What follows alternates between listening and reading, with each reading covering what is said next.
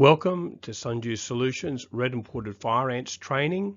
My name is David Pretty and I'm the owner of Sundew Solutions.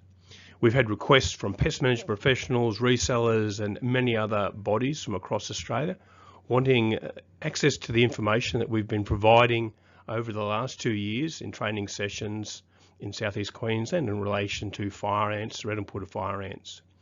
Sundew Solutions is a 100% family-owned Australian business.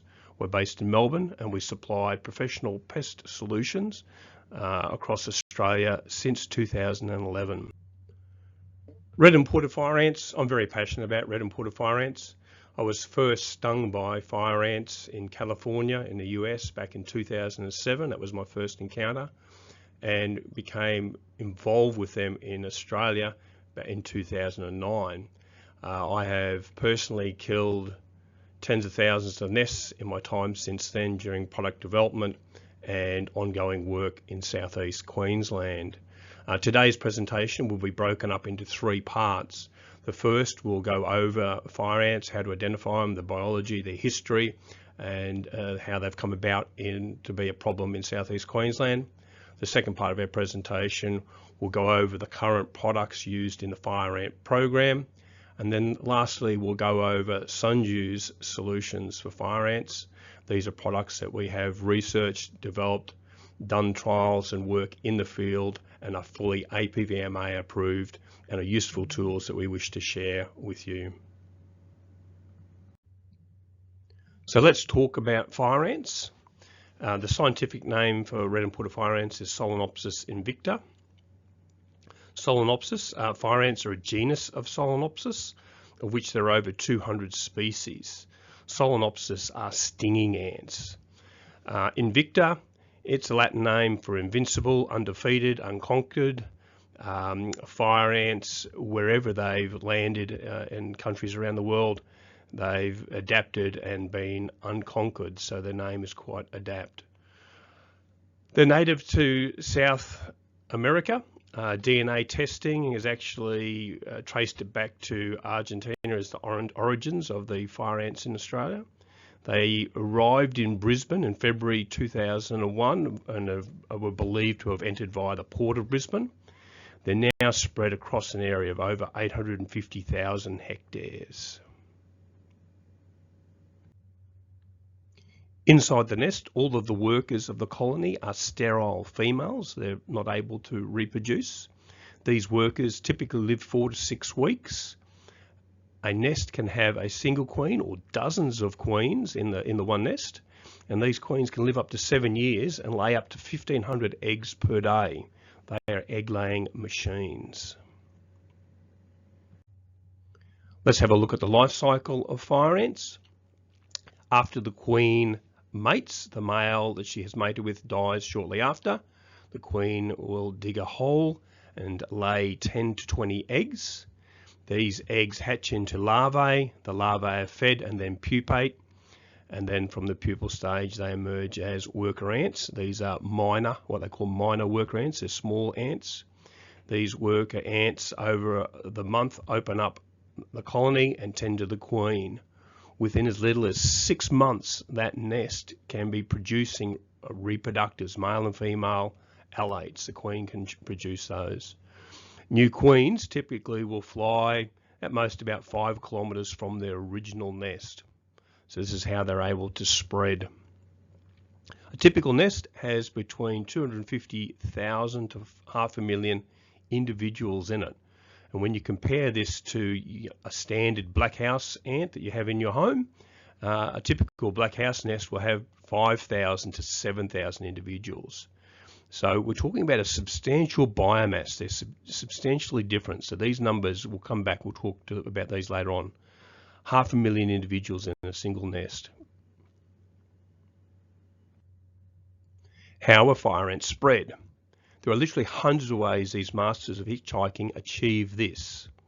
Left to their own devices, they spread naturally with annual mating flights, usually 1 to 2 days after rain when the humidity is over 80% and the temperature between 24 to 32 degrees. This normally occurs between October to March every year, but it can extend into April if the conditions are right. Because they're native to South America, they have evolved to adapt to flooding events. This is of major concern to us in southeast Queensland. All forms of vehicles and anything associated with these are potential vectors for aiding the spread. Agricultural equipment moving from farm to farm, state to state can be carriers.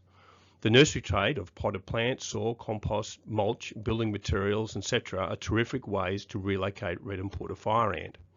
Landscaping businesses, lawn care maintenance workers, etc. are all possible ways to spread fire ants. Man-made, a simple thing like moving a pot from one home to another when you move house can move fire ants inadvertently. Fire ants love disturbed soil. In the book Fire Ant Wars, they talk about fire ants following the bulldozers.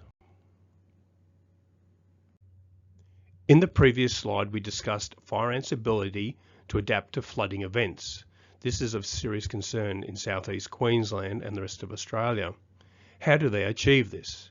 We've simulated a flooding event here. We have a 10-litre bucket into which we have put fire ants, and then we've slowly added water via a drip method to simulate flooding. When a flooding event happens, the ants collect larvae and pupae very quickly and join together and form these rafts. The pupae, as you can see here on the left, the pupae are covered in fine hairs, and these fine hairs trap air bubbles. So the pupae are actually stored at the bottom of these rafts. You can see this is the water line here, and you can see the ants and pupae on the bottom. So these air bubbles allow the raft to float, but they also act as oxygen for the pupae to survive so that they don't drown and die.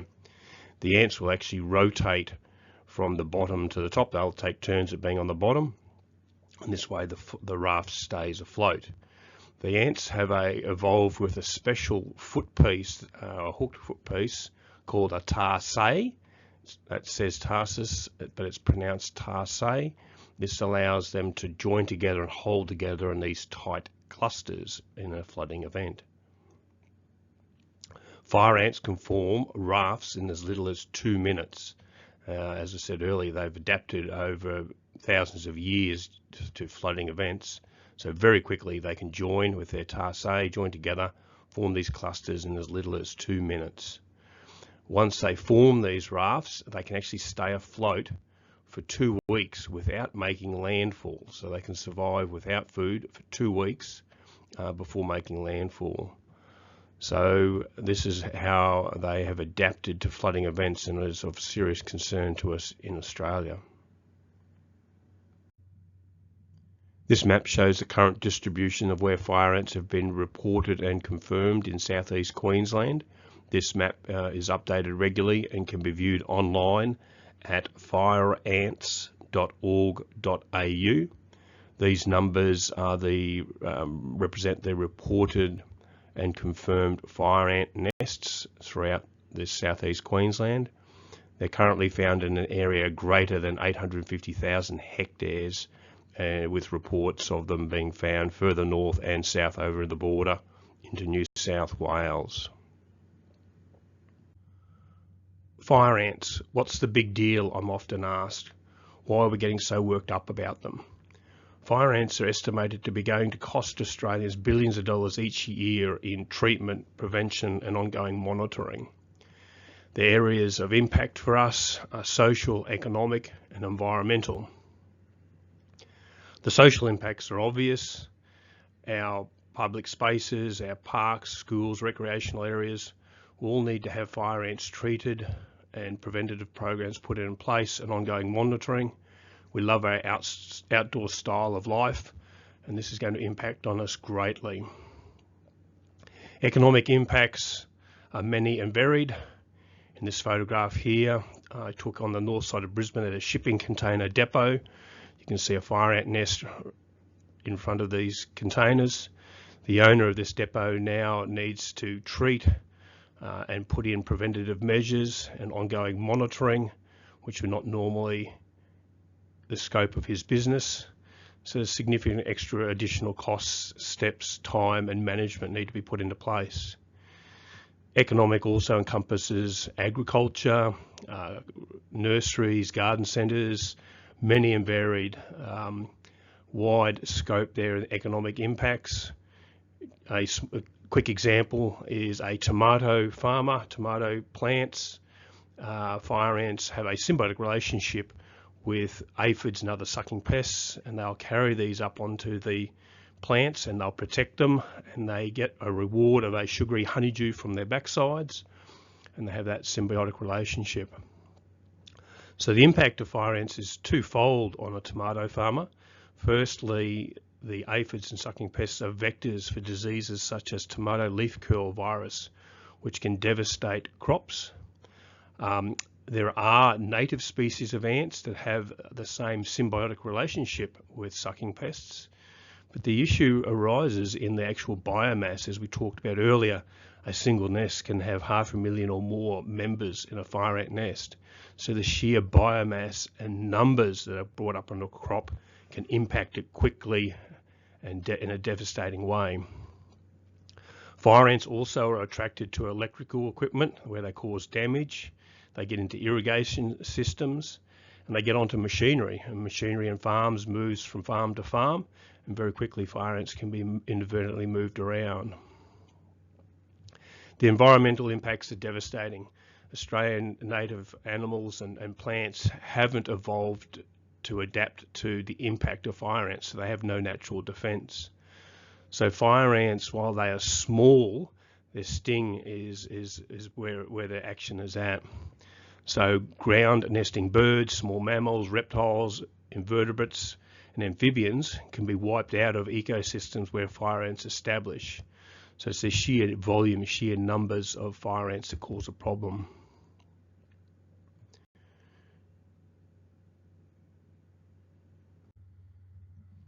So let's take a closer look at fire ants and how to identify them. What do they look like? The workers within a nest vary in size. They're referred to as being polymorphic. So there will be many, poly meaning many, there'll be many different sizes of workers inside a nest. So we have workers from 2 to 5 mil in size. Their bodies are, the top part of the bodies are coppery brown and the abdomens are darker. I apologise for this image. We'll have some better images following that you can look at. These workers are divided into minors and majors. So the minors are obviously the smaller ones, through to the majors being the larger ones. The smaller minors tend to be the ones that look after the queen and the larvae, and the larger ones are the ones that build the tunnels, defend and gather food. What determines the size? There's 3 things that determines whether they're a minor or a major. If these are based on the needs of the colony, the nutrition available and nutritional factors. To get a larger major worker, the larvae are fed more food and they will develop into bigger ants. So if the queen needs more defence or more work needs to be done in building and expanding, she'll get the minors to get more food, feed the larvae, make them bigger, and you end up with the majors. One of the other things when I'm looking at nests and and examining them, when you knock the top off of them, you can tell how healthy a nest is by the number of larger workers in the colony. Here we can see a close-up showing the vast array of different sizes of fire ants. This is a photograph I've taken in the western side of Brisbane. You can see all different size of smaller through to largest of fire ants. This is a macaroon that I've used as a bait. They love sweet food sources. So you can see the vast array of different sizes that make up a fire ant nest. Now let's take a closer look. When identifying a fire ant, there are some key features. The first is their antennae. On their antennae, they are made up of 10 segments, including the club and scape. On their head, their teeth, they have 4 distinct teeth on their mandibles. and at their waist they have a 2-node segment. At the rear end they have a stinger. So identifying fire ants, because of their small size, is extremely difficult without getting up and close. What makes this challenging is in southeast Queensland there are 10 or more species of ants that have 2-node segments. So it can be very easy to misidentify fire ants just by a visual inspection of an ant sample. Here's a close-up of one of the photographs I've taken of fire ant. Note the fine hairs on the body. These hairs are extremely sensitive and they can detect even the slightest vibration on the outside of their nest. So they're quite a beautiful looking ant, almost looks like a gem. One of the things I hear repeatedly in the media and even from industry experts, they say the fire ant bite is really bad. The fire ant bites you and you end up in trouble, anaphylactic shock, and could die. It's not the fire ant bite that causes pain. It's the actual sting in the business end of them. In the back end they have a sting. So let's have a closer look at this sting in a fire ant. So in a fire ant, the sting is actually made up of 3 parts. There's a stylet in the middle and 2 lancets on either side. This has been pulled apart so you can see the 3 separate pieces. So what happens is the fire ant will stick its sting into you, and the lancets on each side, they actually saw backwards and forwards and drive the sting further into the victim.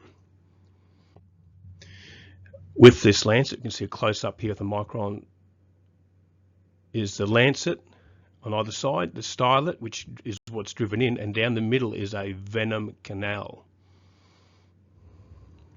This is where the venom is pumped into the victim. So the series of what actually happens is the fire will actually bite you with the mandible. You won't even feel that. That's just to get a grip. So that's the first stage in what actually happens in an event when they sting. And then they use that as leverage to drive the stinger and their back end into the victim. So I'd like to take a bit of a closer look at these organs. So this is X-ray image inside of the back end of a fire ant. These are the organs involved in the sting in their back end. So separating this out, we have the stinger. This is the bit that's driven in, and then there's the venom sac.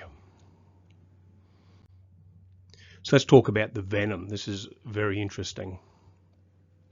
The venom in a fire ant is what necrotizing. It's actually a base. If you remember or know your chemistry, base is things that are highly alkaline. Fire ants have evolved differently to all other stinging insects in the animal kingdom. All other insects in the animal kingdom, their venoms are made up of acid. So fire ants have evolved differently to the rest of the insect kingdom with a highly alkaline or base venom. The interesting thing is this venom contains proteins, and in a fire ant, 0.1% of the venom is actually made up of protein. So the interesting thing about this is it's actually the protein that causes allergic reactions or anaphylactic shock and sometimes results in death. So in a bee, for example, the amount of protein in a bee venom is between 10 to 12%. So a bee venom is acidic, and it's the protein in the bee venom that actually causes anaphylactic shock, not the actual acid base that the venom is actually made up of. So for example, people who are allergic to bees can have fish and chips with vinegar on the chips and they don't actually have anaphylactic shock and die. So it's not the actual acid of the venom in bees that causes an issue. It's the actual 10 to 12% of protein that's found in the bee venom. The same as in fire ants. There is 0.1%, so significantly less protein in the alkaline venom that causes the issue. So it's very unusual for a single fire ant sting to cause an issue for people allergic to stinging insects. What the problem is in fire ants is when a victim usually disturbs a nest is that they're stung by hundreds, if not thousands, of ants in a single event, and that's where we have issues for people who are allergic to insects. Necrotizing. Necrotizing means causing death. So when the venom is injected, it actually causes death in the cells where the venom has gone into. So let's take a closer look at that. Here is an example. These are little round balls are the cells inside your body. And when the sting is pushed in by a fire ant, the venom goes in, the alkaline substance causes the cell membranes to rupture and the contents spew out or spill out. This process of ruptured membranes is called lysis. The end result is you end up with these pustules. So this is not an allergic reaction. This is just what happens when the alkaline venom goes in and it dissolves the membranes on the cells under the skin, and they rupture and you end up with these pustules. Another interesting fact when we look at the stinger and the venom sac is this other gland here. This is known as the Duffer's gland. The Duffer's gland is the source of pheromone trails in a fire ant. So not only is the stinger responsible for defense of fire ants, but it's also used to lay down pheromone trails so that other workers can forage and follow their trails to food sources, moisture sources, but also alarm and attack pheromones. So it plays another important part other than just stinging. A fire ant nest is also made up of two separate casts. I apologise for this image, but we have some better images coming. The first cast are the workers. So we have here a queen and an egg, and when the life cycle is such that we have larvae which then pupate and emerge as worker ants. The second cast in a fire ant is the reproductives, and we have the same larvae, pupae, and female and male reproductives. The reproductives are much larger than the workers when you look through a nest, if you dig up a nest and have a closer look at it. So as I mentioned earlier, the workers are all the workers are sterile females. There are no males. These are all sterile females. The young workers tend to look after the brood and the queen. The larger workers, as I mentioned, look after the defense, foraging, and building of the nest. These alates are much larger when you look up or dig up a nest compared to the workers. So let's take a closer look at the reproductives. So here we have a female reproductive, an alate, and a male reproductive, and they're very easy to identify. They're very distinct features. So they both still have the two node segments. The female is much larger than the male. It's a coppery brown.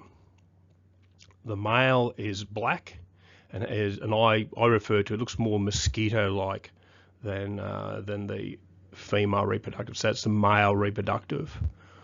Both of them have stings. If you pick these up, they tend to not sting you. The stingers are used more for reproductive purposes than for defense. So they won't actively attack you as would a worker ant. This is the various stages that a male reproductive goes through. So here we have the adult male reproductive with wings ready to fly and mate. We have the larvae. I refer to these as jelly beans. They remind me of jelly beans. So these are the larvae. We have the pupal stages, so these are the various stages that they go through before they become the mature mating adult. You can note on here the little wing buds of the males, and these are much larger. Can you see the egg in this photo? Here the egg is here, quite small. In this photo we can see various stages of the life cycle of the different castes of fire ants. Firstly, we have eggs. These eggs are very small. They're the size of a small grain of salt. We have here in the right hand side a alate larvae. They're quite large. If you look at this one here, this is a worker pupae. This larvae is significantly larger, so it's a reproductive larvae. Here we have a worker ant, and in the left hand corner you can see the back end of a male reproductive in its final pupal stage before it becomes active.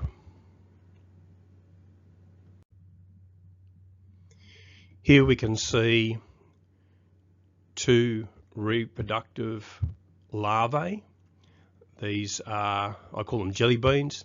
This is the top end here. You can see the little mouthpiece where they're fed by the worker ants. I call them little jelly beans. Within a fire ant nest, there can be a single queen or there can be many queens. So quite often you'll hear people referring to monogene nests and polygene nests. Mono meaning single, poly meaning many. So a fire ant nest that you come across, inside there, it may be that there is just a single queen, and in these monogene nests, these nests reproduce by mating flights.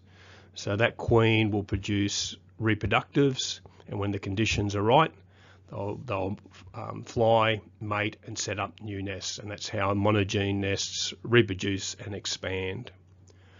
Polygene nests, on the other hand, have multiple queens. They can have dozens of queens within a single colony. These nests can also reproduce by producing many reproductives which will fly off and mate, so they can do the same thing as a monogene. But the unique thing that polygene nests can do is they can also reproduce by a thing called budding or budding off. Budding off is where a queen or several queens will gather up workers and they will move off, they'll walk across the ground and set up a second nest right next to the original nest. These two nests will actually get on. These polygene nests will actually work together. They don't compete for food sources. So they're of significant concern to us because these nests can become massive with many multiple nests in close proximity, and these will overwhelm other insects and ants in that same area. Here's a photograph where I was lucky enough to witness a nest budding off. This is very unusual to see, and this is a worker carrying off one of the larvae to start up a new nest. In this next photo we have the actual queen with her workers around her splitting off to set up a new nest. What do polygene nests look like? Here is one I took a photograph of at Mount Cotton, and we have several nests have split off, so we would have had the original parent nests, and these are all nests that have budded off and in the foreground here. And one of the ways that we can test if a nest is polygene versus monogene, as I said, polygene nests, they all get on together. You can actually put a food source in the middle here, and these two nests will actually share the food. They won't fight over the food. If that was a monogene nest and we put a food source in the middle there, they would actually get into a fight over that food resource. So that's one way of determining monogene versus polygene. The polygenes are a significant issue because when they do this, these nests become huge, quite large and significant, and they just overwhelm the biodiversity in areas. So nest identification, We talked about fire ants and identifying by their segments and their antennae, etc. It is really hard to, in the field, without a really good microscope or hand lens, to identify a fire ant just by looking at it. So one of the key ways that I use for identifying fire ants is by looking at their nests, their structure and their habits, and 99 times out of 100 I can correctly identify just from the nest and their habits. So let's have a look at those and how you can use those in the field. This is a small fire ant nest that is established. This is a photograph taken in Wakehole in Brisbane. It just looks like a little mound of dirt. This is probably only a month old nest. It's a newly established nest. So these smaller ones are a little bit harder to identify. Some of the key things about fire ant nests are that they don't have an identifiable entrance on them. You would be familiar with seeing things like funnel ants, black house ants, jumping jacks, bull ants, greenies. They all have entrances that are easily identifiable. Fire ant nests are mounds of dirt, and as they get larger, they form a hard crust.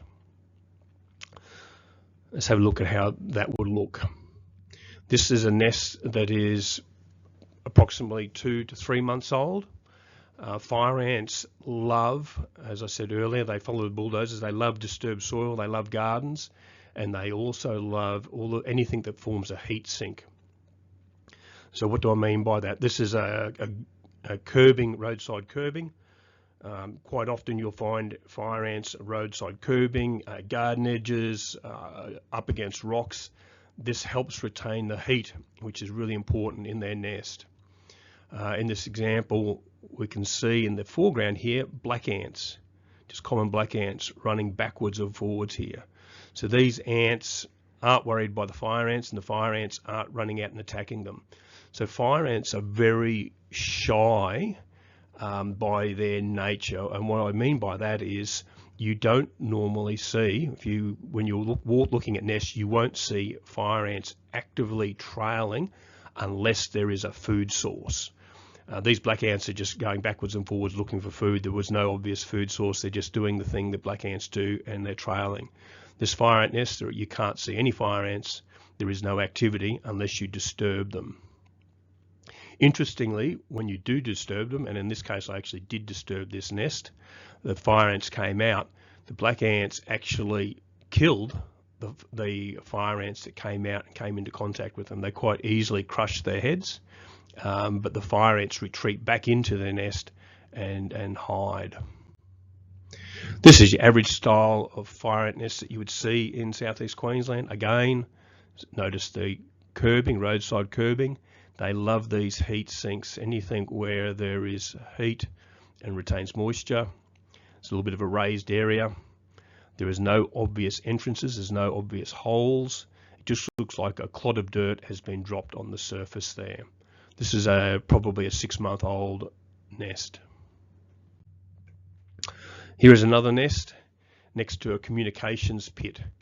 Again, note that the fire ant nest is next to concrete, something that acts as a heat sink. It's not always the case that they're up against concrete, but it is a common thing that you'll see. So this is a bit larger nest. Again, there is no obvious entrances. It looks almost as if someone has dumped a shovel full of dirt there and it's been rained on. And then that's essentially what they look like. Here is a larger nest. Yes, I did get stung several times getting this photograph taken. This is over 1 metre across. This is a substantially large nest. It's in a garden in an industrial estate. And note the close proximity to plants. In this garden we found 20 or so nests, and they're all associated with plants that have been brought in from nurseries. All of the nests were either adjacent to or part of the plants, and they were actually introduced into this industrial estate from a garden centre nursery. This is the same garden area, and you can see this nest came in with the plant. I don't recommend doing these sort of things. Fire ants should be respected, but they, as I mentioned earlier, they are very shy, and unless you actually knock or disturb the nest, you can actually usually move within close proximity to them. Again, another garden. You can see here the concrete edging, the nest in amongst the garden here. You'll find a lot of fire ants in industrial estates. Start going around and having a look in the actual garden beds. They love those mulched areas. So this is a typical nest. These plants are actually growing up through the fire ant nest. And it's quite common in established areas where there are nests. You can actually identify fire ants from 50 or 100 feet away, because you'll have grass growing up through the fire ant nest. Because the nests incorporate a lot of organic material, fire ants will actually drag back seeds, etc. These will germinate and actually grow up through the nest. A close-up of fire ant nest. An interesting thing to look at here is these cracks. Because this is soil that has been brought up, and it's almost like a mudding that fire ants create. When it gets rained on and then the sun comes out, the nest will actually crack. Fire ants, as I mentioned, are very shy, and they don't like to be exposed to the outside elements. So they'll very quickly mud up these cracks. So when you actually inspect nests, quite often you'll see these a different colour of frass or mudding where they've actually repaired their nests. This is a fire ant nest in a football field where they have gone across and mowed. So after an inspection of this site, we found these flat areas of soil, and they don't look like anything. They just look like there's nothing much happening, just a bit of mud. So these can be very easily missed and misidentified. This is a large active fire ant nest. After a while, in areas where they have mowed, you'll come back and you'll find these nests will establish very quickly, and you can see all the organic matter in this. Again, there is no obvious hole entrance. It just looks like a clod of dirt has been dropped on the surface there of the grass. This is something that's a little bit of, I guess, an exception. This is a nest where they have mowed, and you can see where the tractor has gone across, where the tires have gone across and crushed the nest. And now the fire ants are repairing the nest. So you can see, looks like entrances that you would see with a typical ant nest.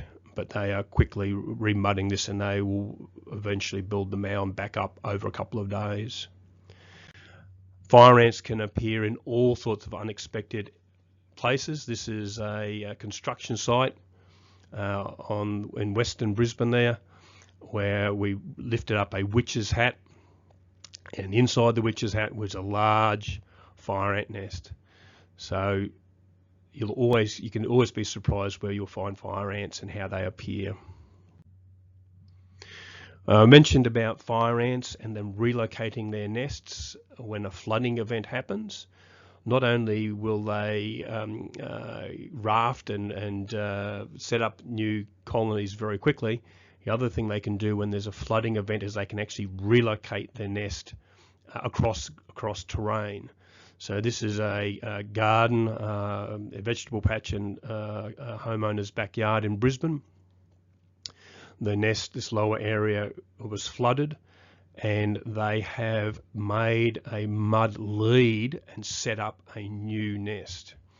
Now this is exactly the same as what you'd find in mud lead for termites.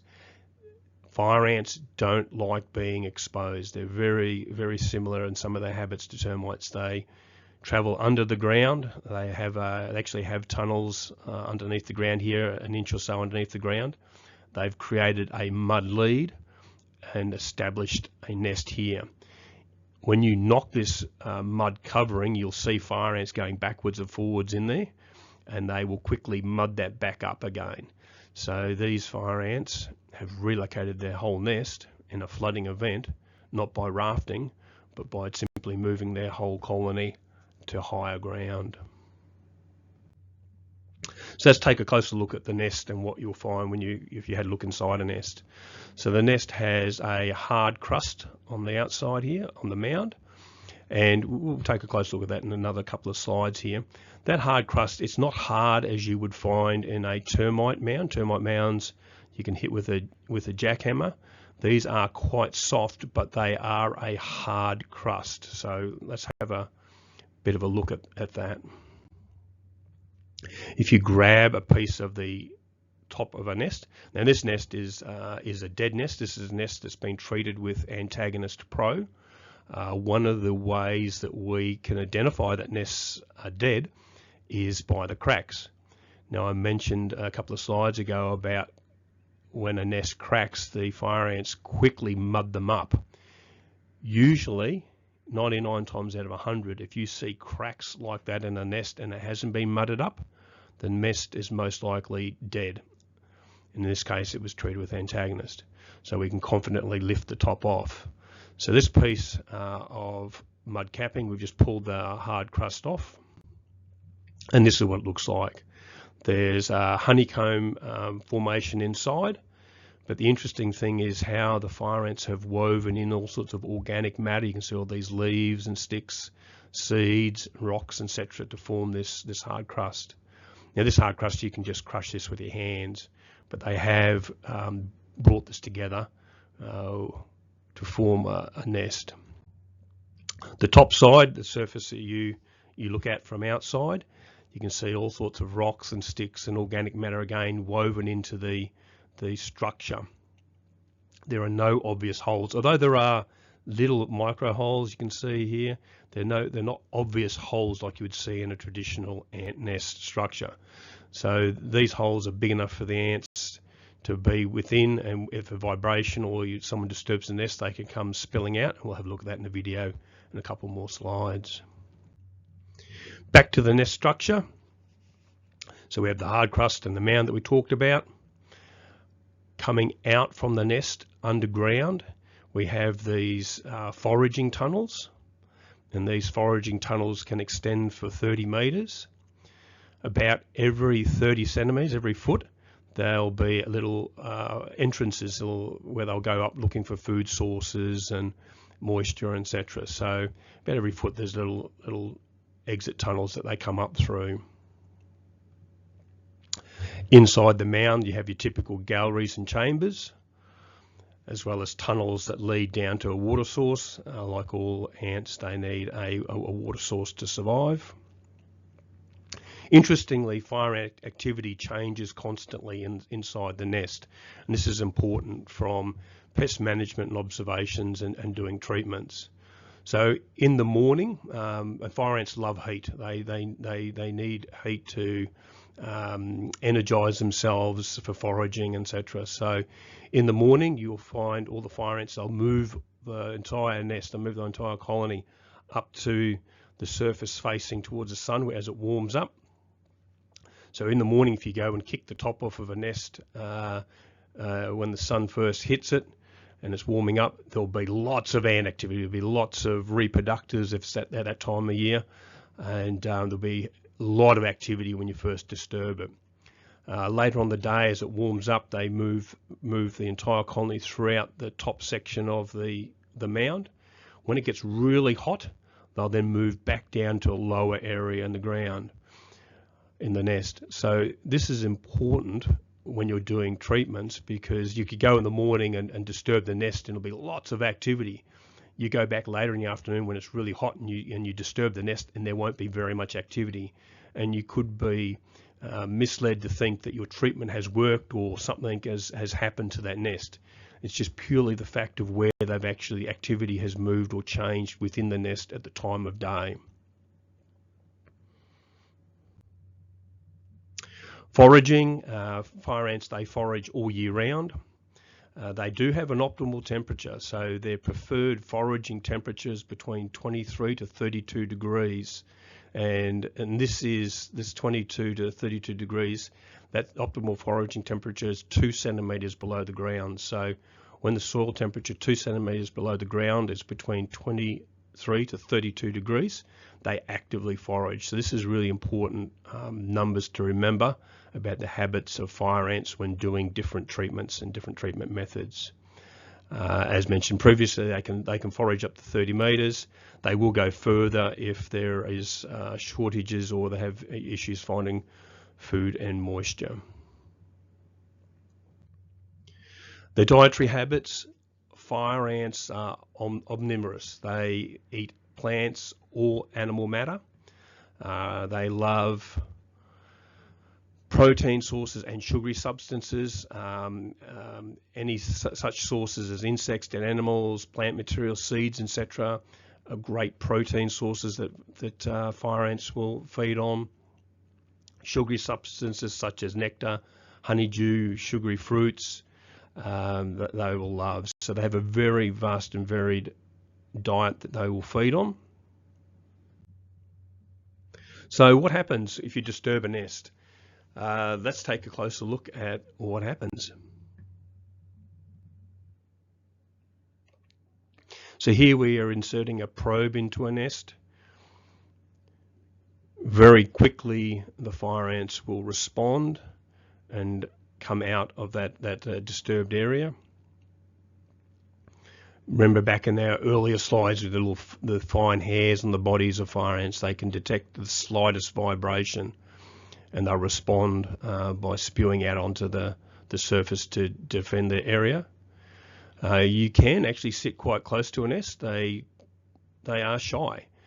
Even though we've disturbed the nest like this, they will quickly retreat back into the nest. Usually within 2 minutes, they'll be back inside the nest, unless you keep on poking the nest as we do here.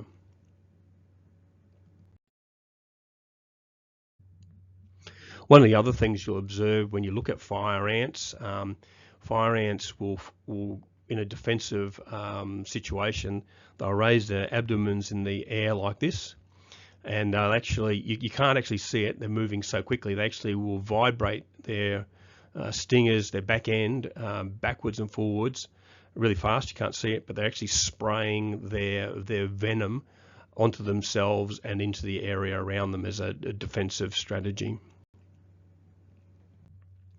So let's talk about fire ants and the fire ant program. So there's a national fire ant program, and they have a two-pronged strategy. The two methods that they use in their treatments are baiting, applying baits, and direct nest injection. So I would like to take you through those two methods. Baiting, as it implies, is applying a food granular bait with a insect growth regulator mode of action, pyriproxyfen. So these granular corn grit baits are applied onto or around nests where the fire ants feed on it and take it back into the nest. When using baits, there are some important considerations that need to be taken account of. The fire ant program recommends up to 6 applications over several months when applying insect growth regulator pyriproxyfen baits. By their very nature, baits are slow acting. They're meant to be taken back and distributed throughout the colony. The recommendation is with baits not to apply it when rain is imminent, when it is hot, or when it's cold. When rain is imminent, rain obviously washes and destroys the attractiveness of baits, so they shouldn't be applied when rain is coming. When it is hot, heat will actually dry baits out and make them unattractive. And when it is cold, in the cooler months, winter months, we've talked earlier about their optimum feeding temperature, 2 centimetres below the ground, of between 23 to 32 for them to actively forage. So when rain is imminent, it's too hot or too cold, baits should not be applied. We've also observed in our research and trials that the colony feeds on different things as the season change. The needs of the colony change. Like any ant, depending on what the colony needs, their feeding preferences can change. So a bait may work or be attractive one day, and the next they completely ignore it. One of the shortcomings of insect growth regulators is a misunderstanding by people applying them of how they work.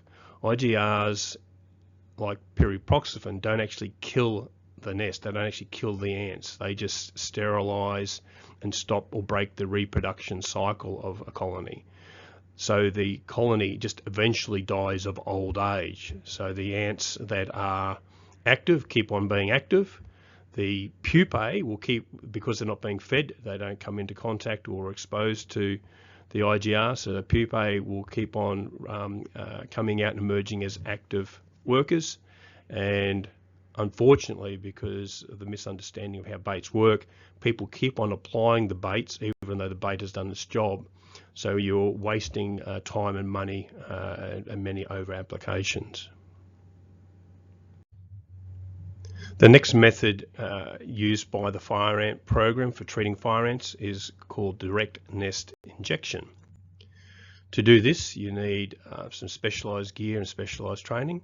But essentially, you identify a nest, and here we have a nest identified and flagged. We then mix chemical and prepare our gear to inject the nest. Using a spear, we push that into the ground and we pump at multiple points around the nest. We pump our insecticide treatment. The treatment that's used is a fipronil-based mixture. We inject in multiple sites around the nest with our spear. We then take our shovel and we dig up the nest. We exhume the nest, dig it up. We apply a shower head fitting to the end of our spear, and we then drench the nest. We drench the nest with the fipronil treatment. We then put the soil back. We wash down the shovel head, and then we go to the next nest. So what are the considerations when we're doing direct nest injection? Obviously, it's very slow. We're doing one nest at a time. On average, it takes between 7 to 8 minutes to treat a nest. That doesn't include the mixing and making of chemical. That's just purely spearing, injecting, digging the nest up, washing down, putting the soil back and washing the shovel down. So every nest you need to find every single nest and treat every nest. It's obviously a very physically demanding job. It's not an issue if you have a single nest, but if you have multiple nests, it can be quite extreme. You need specialised gear, tanks, pumps, shower heads, etc. You need special training to do this. And it is recommended by the program that 10 litres of chemical is actually injected into and drenched onto the nest. So every nest is 10 litres of treatment applied. So the final part of our presentation, I want to talk about Sundew and our fire ant solutions that we offer to pest management professionals. We have two products, Antagonist Pro and SAS Pro.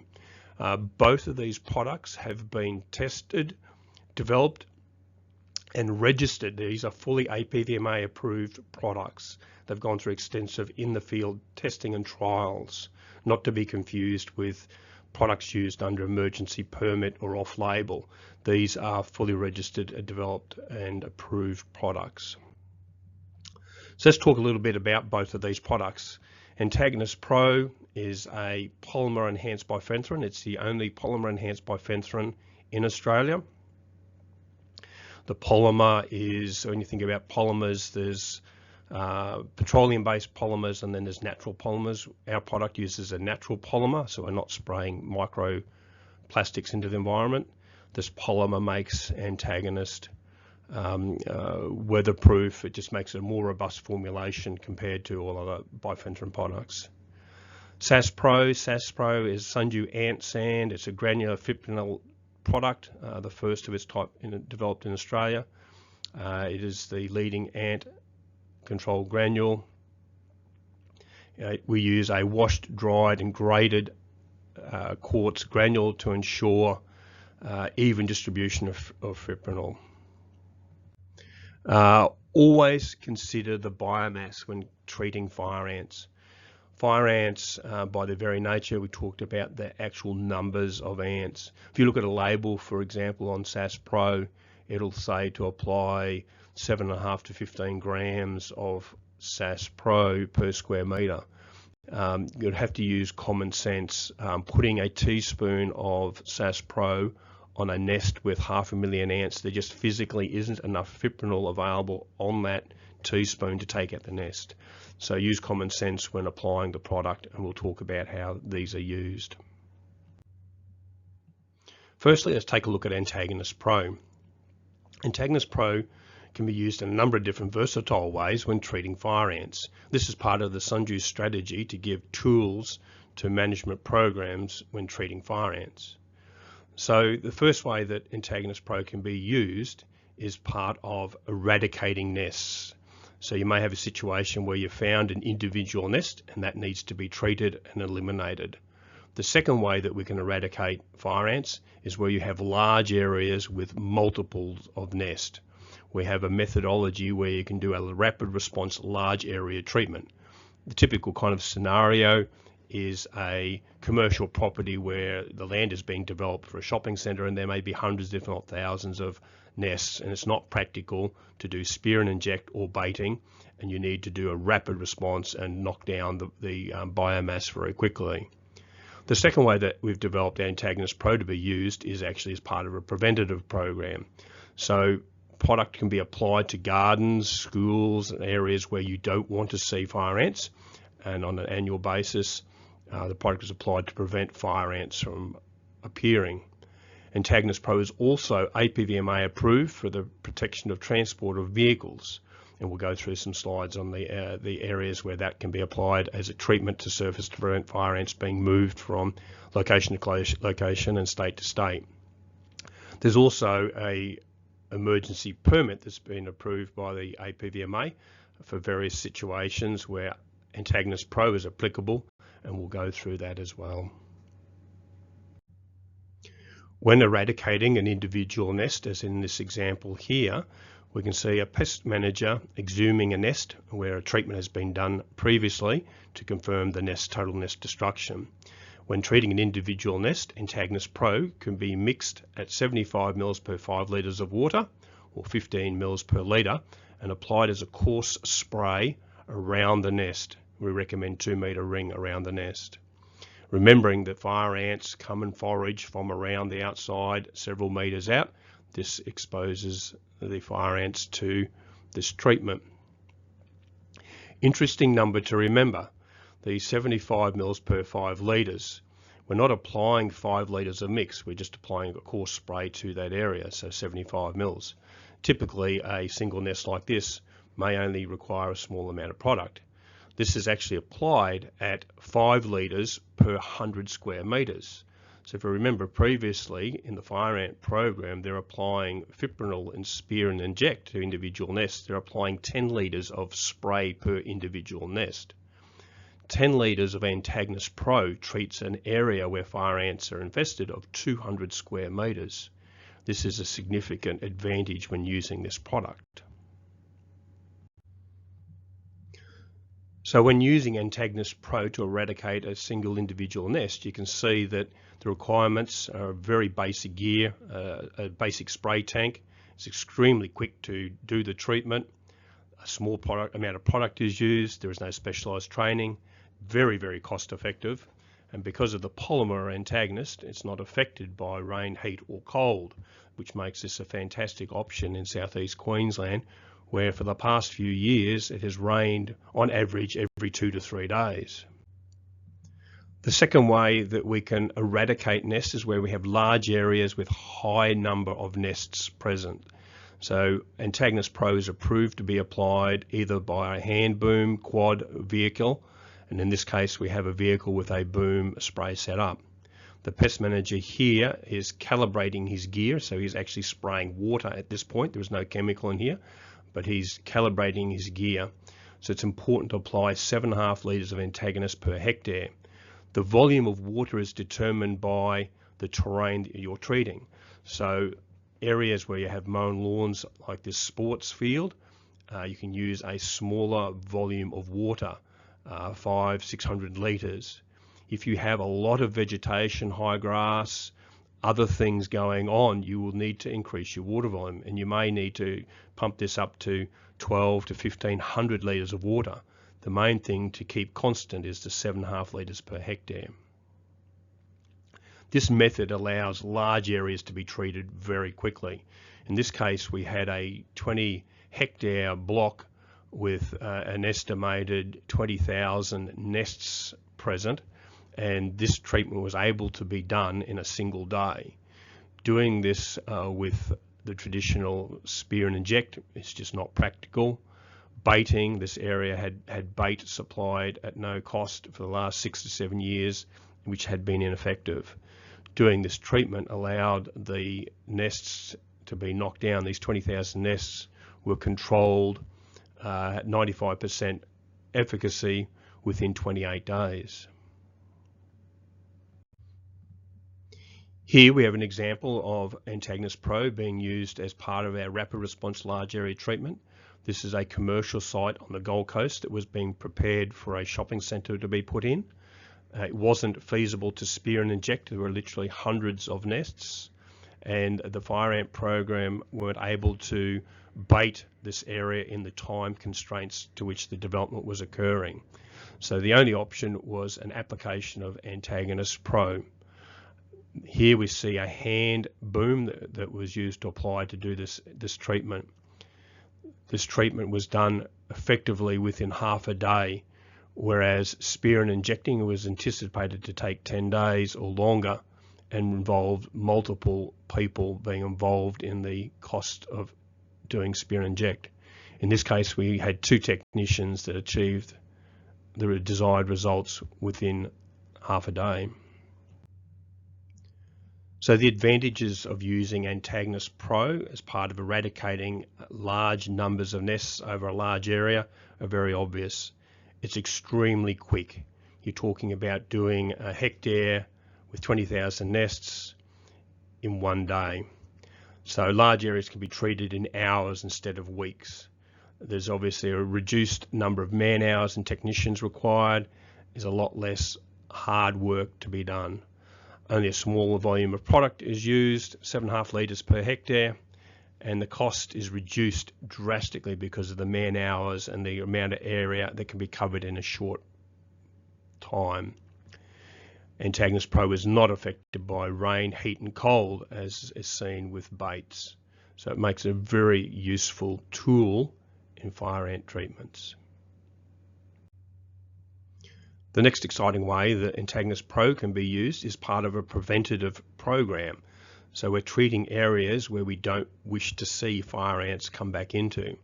Because it's not affected by rain, heat or cold, it can be applied at any time of the year into gardens, commercial areas, schools, etc., where we're trying to stop fire ants from coming into. It should be applied as part of a 6-monthly maintenance program. Our trials in the field have found that the Antagonist Pro will stop fire ants coming back into an area up to 6 months with over 600 mils of rain experienced during that time. The next useful tool in which Antagonist Pro can be used in a preventative way is actually treating transport vehicles and protecting these vehicles. These include, and are not limited to, cars, buses, earth-moving equipment, trucks, rail cars and recreational vehicles, and then also shipping containers, but not limited to the pallets, machinery, plant, and nursery goods that travel in those. We apply Antagonist Pro at 75 mils per 5 litre as a coarse spray over the surfaces. We're treating where ants are likely to trail, land, cracks and crevices, and enter into vehicles. So this is a fully approved product for these situations and is another versatile tool in preventing the movement of fire ants between locations and interstate. The third preventative way that Antagonist Pro can be used for the movement of fire ants is under the APVMA Emergency Permit 14317. You can go to the Sundew website at sundewsolutions.com.au, where we have a fire ant section dedicated to resources regarding fire ants. Here you can view this permit and its conditions and how it's used. But quickly overview, it can be used to treat potted plants and containerized plants and root ball plants. So this particularly relates to garden centers and nurseries, anyone involved in those industries. It also can be applied to commercial turf and high-risk items such as nursery stock and plants, landscaping materials, waste soil, hay and straw. The permit details how the product is to be used, where it's used and how often it should be sprayed. So go to our website and download this to get the information you need in relation to this. Our second option that we offer for the treatment of fire ants is our SAS Pro, our fipronil granular ant sand.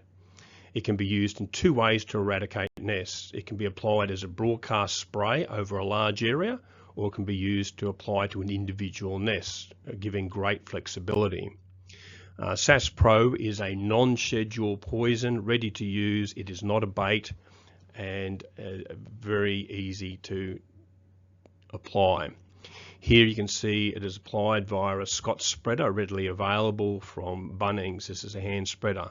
It is applied as a broadcast spray to large areas where you have fire ants at 75 to 150 kilograms per hectare. It can also be applied through blowers. There's a particular blower here, which is the Still SR450. This will evenly distribute the SAS Pro. The important thing with this blower, you'll see here, is a grounding chain. Because we're applying granules through the blower, it can develop a charge. So it's really important to have this grounding chain when applying granules to large areas. It can also be applied through commercial fertilizer spreaders to cover large areas very quickly. So that's our large area rapid treatment with SAS Pro. The other way that we can apply SAS Pro is as an individual nest. So if you have an individual nest, you can do a treatment. The recommendation is to apply the SAS Pro around an area 2 to 5 meter perimeter as a liberal application around the nest. It's not necessary to actually put it on the nest, and we found that this actually has little effect because the ants are not foraging from the top of the mound or hard crust. This is where the activity is coming from their leads and little entrances. So focus your application there. Always remember the biomass. I said as a slide earlier, don't expect a teaspoon of product to take out 500,000 ants, fire ants.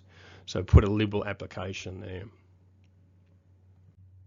So what are your obligations? There are certain obligations. Fire ants are an invasive species. They're a reportable species, and it's part of the the Act in Australia that we have to report them when we find them. So how do we do this?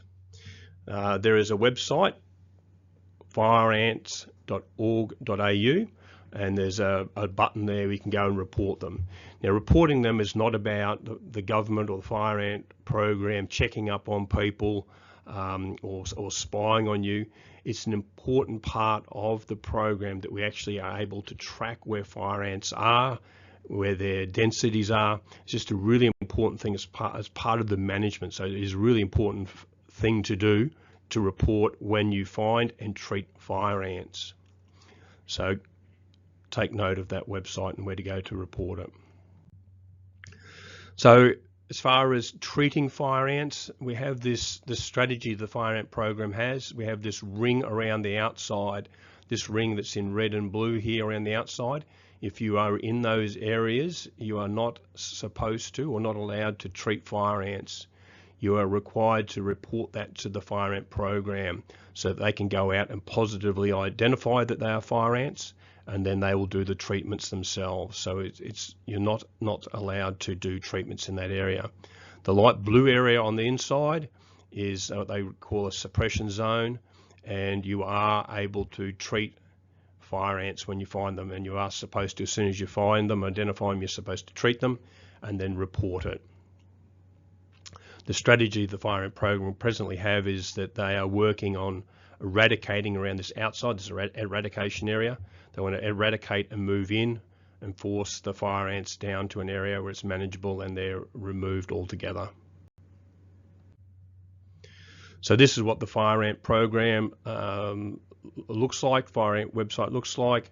You can see here the different buttons where you can report, you can track your report, you can see account details if you wish to record those. So during our work, and I've been involved with Fire Ants since 2009. I've got a long history of playing with Fire Ants.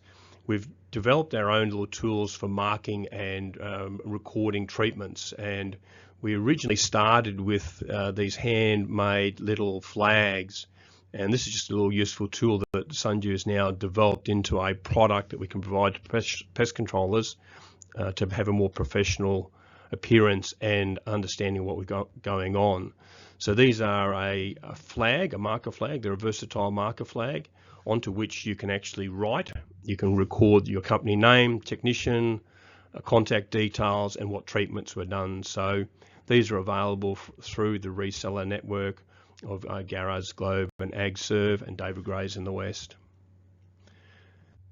If you have any questions about Fire Ants, please feel free to contact me. We're only too happy to discuss and talk about our tools and further knowledge regarding Fire Ants. I hope that you've enjoyed this presentation and it's given you a little bit more information about their habits and tools for treating them. My name is David Pretty from Sundew Solutions. I hope you've enjoyed this presentation.